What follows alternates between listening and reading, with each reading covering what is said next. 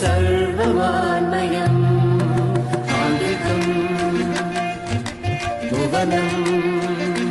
यस्य वाचिकम् सर्ववान्मयम् आहार्यम् चन्द्रतारादिकं वन्दे सात्विकं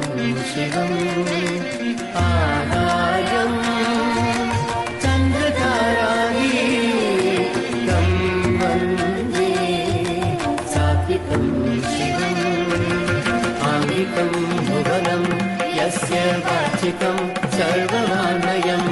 आङ्गिकं भुवनम् यस्य वाचिकं सर्ववान्मयम् आहार्यं चन्द्रतारादिकं वन्दे सात्विकं शिवम् आहार्यं चन्द्रतारादिकं वन्दे सात्विकं शिवम् सात्विकं शिवम् शिवम्